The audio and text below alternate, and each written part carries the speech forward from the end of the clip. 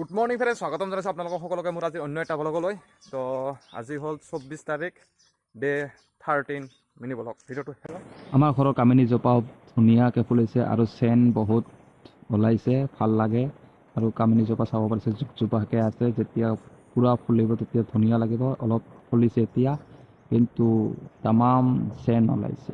চেনটো ইমান ধুনীয়া লাগিছে, কি ক'ম আৰু। পুৱাৰ দৃশ্য, আমাৰ ঘৰৰ বাহিৰৰ দৃশ্য। আৰু আমাৰ ঘৰত এনেকুৱা ধান জলকীয়া লাগিছে। আৰু ধান জলকীয়াটো আপোনালোকৰ ঘৰৰ ভাষাত কি বুলি কয় কমেণ্ট কৰি জনাবচোন। আমাৰ ঘৰৰ ভাষাত আমি পিঠি চালক বুলি কওঁ। আৰু এনেকুৱা হৈছে আমাৰ পুৱাৰ দৃশ্য ঘৰৰ। আৰু ৰাস্তাটো চাব পাৰিছে আমাৰ গাঁৱৰ এনেকা। আৰু ছাল কোমোৰা ধৰিছে, ছাল কোমোৰাত মানে বল্লাই ধৰিছে বুলি এনেকৈ এটা মেডিচিন লগাইছে। আপুনিও ট্ৰাই কৰিব পাৰে আপোনাৰ ঘৰত। আৰু এনেকুৱাকৈ ৰঙালাও চাওকচোন কিমান লমালামতে ধৰিছে। আপোনালোকৰ অলপ মাটি থাকিলে এনেকৈ খেতি কৰিব পাৰে। চাব পাৰিছে পদ্ধতিটো ধুনীয়া লাগিছে। আপোনালোকৰ কেনেকুৱা লাগিছে কমেণ্ট কৰি জনাবচোন। আৰু আমাৰ পুৱাৰ দৃশ্য গাঁৱত এনেকুৱাকৈ ফুল ফুলি আছে, চাব পাৰিছে ধুনীয়া লগা ফুলকেইটা ফুলিছে। আৰু গাইজ ভিডিঅ'টো চাই কেনেকুৱা পালে like, comment, share and subscribe কৰি কেনে জনাব।